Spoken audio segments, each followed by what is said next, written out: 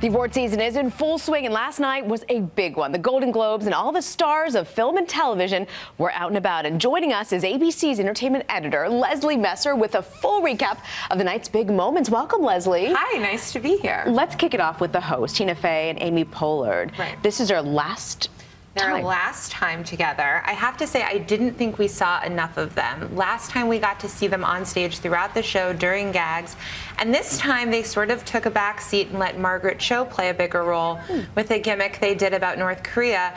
And honestly, I missed seeing them together. I wished there were more of them. But when they were on stage, they weren't afraid to tackle the tough topics. And no one was off limits, even the recipient of the Lifetime Achievement Award, right? Right. Take a look.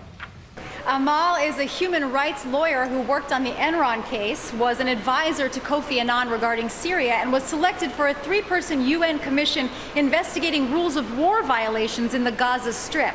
So tonight, her husband is getting a Lifetime Achievement Award.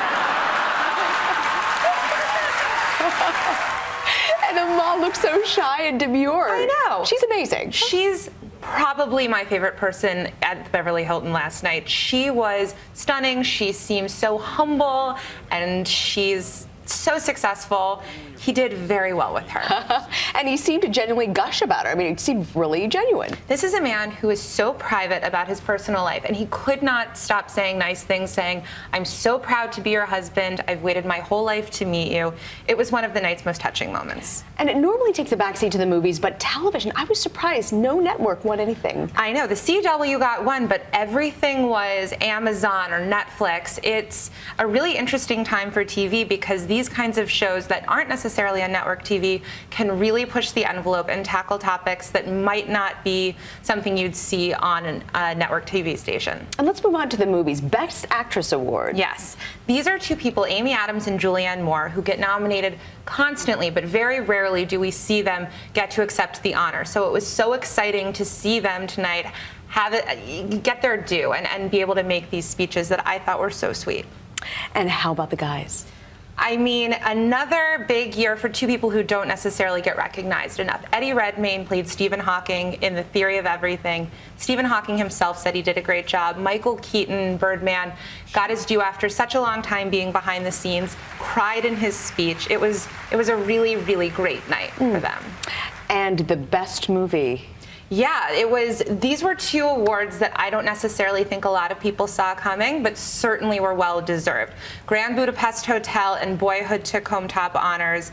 And it's an exciting night because it could have gone to any number of films. Any big surprises of the night? Honestly, I expected Birdman to win over Grand Budapest Hotel. Not saying it necessarily should have or shouldn't have, but I didn't see it coming, and I'm not sure Wes Anderson did either. But it was a cool. It's always cool when you see someone who doesn't necessarily expect it get a big night. Do you think the big winners we saw tonight will end up winning at the Oscars? It's hard to say. Boyhood is certainly doing so well after tonight, picked up so many awards, but I wouldn't be surprised to see a movie like Selma, which obviously tackles a topic that is on everyone's mind right now, civil rights, maybe pick up steam. Plus, it's got Oprah behind it, which I know is not a bad person to have on your side. That's right. There was a lot of buzz about Selma, but it didn't really take home many awards. No, it won one award tonight, but who knows? The Oscars are still a ways away. Yeah.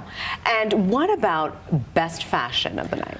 It was an unbelievable night for fashion. I thought Allison Williams looked amazing. I thought Kate Hudson looked amazing. And we were talking a little bit earlier. I didn't see Gwyneth on the red carpet, but does she ever not look absolutely amazing? Yeah. Plus them all.